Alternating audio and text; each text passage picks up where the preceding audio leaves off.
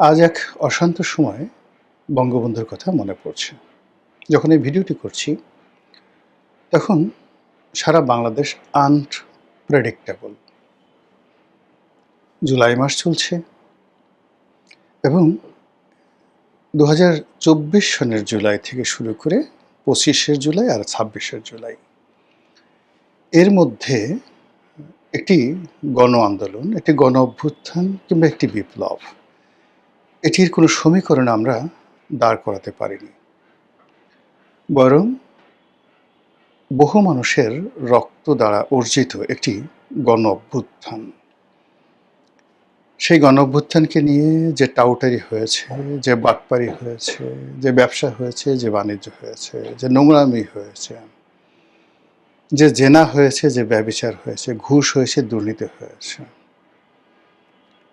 এটা স্মরণ করলে লজ্জায় মাথা কাটা যায়।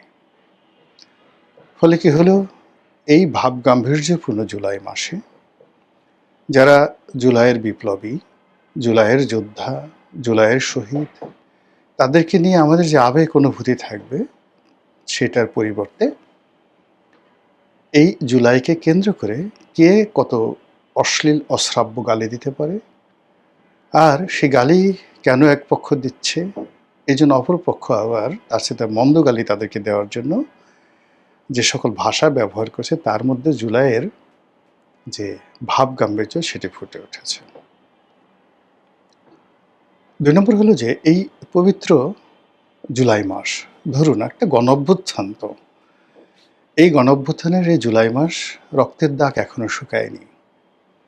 ঠিক সেই সময়টিতে জামাত নিয়ে যা কিছু হচ্ছে, বিএনপি নিয়ে যা কিছু হচ্ছে, বিএনপি দলের মধ্যে যা কিছু হচ্ছে, জামাতের মধ্যে যা কিছু হচ্ছে, শুধুমাত্র নোংরা, বাজে, অশালীন, অশ্রাব্য জিনিস বের হয়ে আসছে।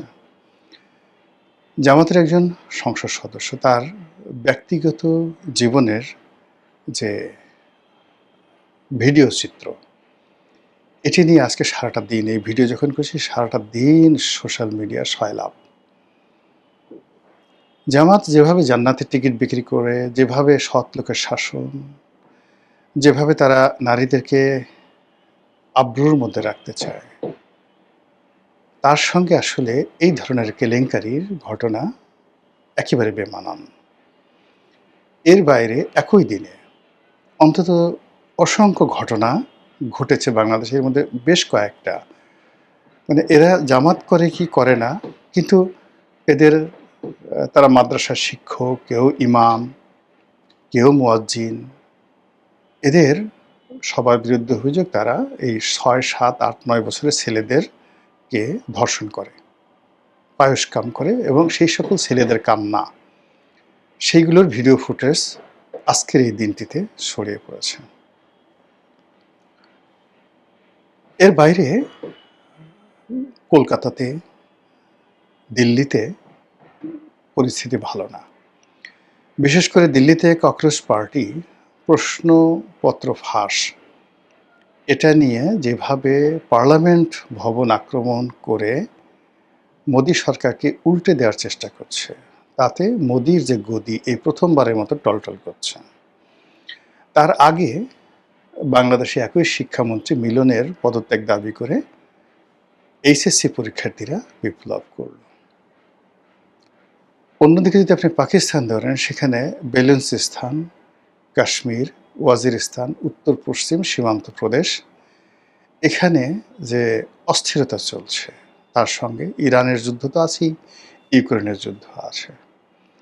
এর মধ্যে এই বাংলায় আমরা ১৮ কোটি মানুষ, এই ১৮ কোটি মানুষকে ঐক্যবদ্ধ করার, ১৮ কোটি মানুষ একজনের দিকে তাকিয়ে থাকবে শ্রদ্ধা নিয়ে, প্রেম নিয়ে, ভালোবাসা নিয়ে, এরকম একটি মানুষ আমাদের দেশে নেই। আমাদের সেই হাজার বছর ইতিহাসে একমাত্র মহান মুক্তিযুদ্ধ সেই ২৬শে মার্চ থেকে ১৬ই ডিসেম্বর, এই সময়ের যে উপাখ্যান, এই সময়ের গল্প, কবিতা, এই সময়ের গান, এই সময়ের রচনা যা কিছু রয়েছে, এর বাইরে হাজার বছরের কোনো কিছু নেই আমাদের যা আমাদেরকে উন্মাদনা তৈরি করতে পারে, আমাদের রক্তে নাচন দিতে পারে। যেভাবে আমার সোনার বাংলা আমি তোমায় ভালোবাসি, এই গানটা যদি একবার আপনি শুনেন, কিংবা শুনে একটি মুজিবরের তরে লক্ষ মুজিবর, এই গানটি যদি শুনেন, যতদিন রবে পদ্মা মেঘনা যমুনা গৌরী বহমান, এই কবিতার পঙ্গক্তিগুলো যদি শুনেন, তাহলেই ৭১ আপনার সামনে চলে আসবে। একমাত্র আমাদের জাতি, ৭১কে কেন্দ্র করে আমরা সবাই ঐক্যবদ্ধ হয়েছিলাম। আর কখনো আমাদের ইতিহাসে হাজার বছরে আমরা কখনো এইভাবে ঐক্যবদ্ধ হতে পারিনি। দ্বিতীয়ত, এই ৭১কে কেন্দ্র করে আমাদের যে মর্যাদা, একে অপমান করার জন্য জামাত, শিবির, রাজাকার, আলবদর, আসাম, গুপ্ত, সুপ্ত, সেই পাকিস্তান জমানা থেকে এখন পর্যন্ত, এটা ভারতের সাজানো নাটক, এটা ট্রেইটার, এই কাজগুলো করেছে। এত সত্ত্বেও ৭১-এর নাম শুনলে মানুষের মাথা নত হয়ে যায়। ৭১-এর নাম শুনলে সাভার জাতীয় স্মৃতিসৌধের কথা এসে যায়। সাভার স্মৃতিসৌধে আপনি যখন যান, নিজের অজান্তে সবকটা জানালা খুলে দাও না, ওরা আসবে চুপি চুপি। এই যে মুক্তিযোদ্ধাদের জন্য আমাদের আকুতি, সবকটা জানালা খুলে দাও। আমাদের জন্য তারা জীবন দিয়েছেন। ৩০ কোটি মানুষ, ৩০ লাখ মানুষ, ২ লক্ষ মা বোন ইজ্জত হারিয়েছেন, তাদের আত্মা, তারা আসবে আমাদের কাছে, জানালাগুলো খুলে দাও। এই গান এবং সেই জাতীয় স্মৃতিসৌধের যে দৃশ্য, এ আমাদেরকে যেভাবে আলোড়িত করে, ঐক্যবদ্ধ করে, যেভাবে ৫২ ভাষা আন্দোলন, যেভাবে শহীদ মিনার এবং গান, আমার ভাইয়ের রক্তে রাঙানো ২১শে ফেব্রুয়ারি, আমি কি ভুলিতে পারি, আমাদেরকে আন্দোলিত করে। আর এ সকল ইতিহাসের সেই যে ধারাপাত, ৫২ থেকে শুরু করে আজকের দিন পর্যন্ত, এ জাতির মধ্যে একটি মূর্তি নাই, এ জাতির মধ্যে কোনো শব্দ নেই, কোনো অভিব্যক্তি নেই বঙ্গবন্ধু ছাড়া। যার সেই শব্দ আমাদের ঐক্যবদ্ধ করেছিল, যার সেই ভাষণ, কথাবার্তা এখনো আমাদেরকে উদ্বেলিত করে। এমনকি আওয়ামী লীগের যে ঘোর বিরোধী, বঙ্গবন্ধুর ঘোর বিরোধী, তারাও উদ্বেলিত হয়। তার কাছাকাছি যারা গিয়েছে, এ যেন এক পরশ পাথর। ঘোরতর বিরোধী জামাত, শিবির, গোলাম আজম, রাজাকার, আলবদর, আসাম, সবুর খান, কাদের মোল্লা, যারা বলেন না কেন, একবার যারা ওই মহামানবকে দেখেছেন, হাত মিলিয়েছেন, দূর থেকে দেখেছেন, কথা বলেছেন, ম্যাগনেটিক পাওয়ারের মতো ওই স্মৃতি ভুলতে পারেন না। ভুলতে পারেননি সালাউদ্দিন কাদের চৌধুরী, ভুলতে পারেননি ফজলুল কাদের চৌধুরী, সালাউদ্দিন কাদের চৌধুরীর বাবা, ভুলতে পারেননি এমনকি খন্দকার মোশতাক। এরকম ম্যাগনেটিক ক্ষমতার সম্পন্ন মহাপুরুষ এ বাংলায় আর আসেনি।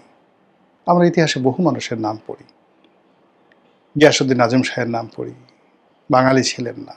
আলাউদ্দিন হোসেন শাহের নাম পড়ি, কিন্তু একজন বঙ্গবন্ধু শেখ মুজিবুর রহমান খুব বেশি শিক্ষিত ছিলেন না, ধনী ছিলেন না, কিন্তু এমন একটা চুম্বক, কেন যেন সবাইকে টানে, সবাইকে একটা ঐক্যর দিকে নিয়ে যায়। এমনকি যেদিন তিনি নিহত হয়েছিলেন, সেদিনও সারা বাংলাদেশ স্তব্ধ হয়ে গিয়েছিল। How it is possible?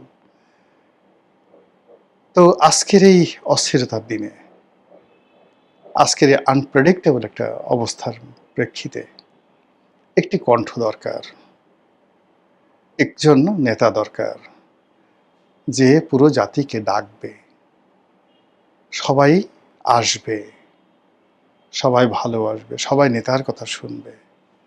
আর সেই নেতার যখন নাম আসে, উদাহরণ হিসেবে আসে বঙ্গবন্ধু শেখ মুজিবুর রহমানের নাম।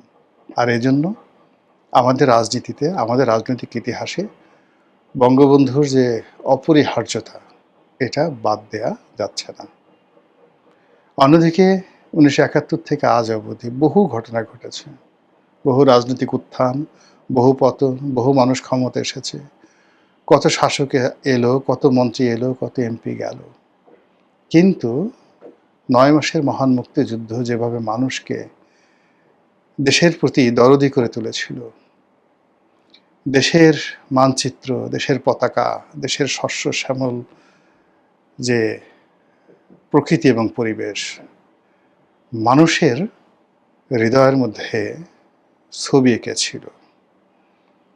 যেভাবে পটুয়া কামরুল হাসান ছবি এঁকেছিলেন, জয়নুল আবেদিন ছবি এঁকেছিলেন, সেই ছবি শুধুমাত্র ৭১ দ্বারাই সম্ভব। সেই ছবি ২৪ দ্বারা সম্ভব নয়, সেই ছবি ৯০ দ্বারা সম্ভব নয়, বা ৭ই নভেম্বর দ্বারা সম্ভব নয়। কাজেই মুক্তিযুদ্ধকে বাদ দিয়ে এই বাংলাদেশ হবে না। মুক্তিযুদ্ধকে বাদ দিতে গেলে এই দেশের অস্তিত্ব থাকবে না।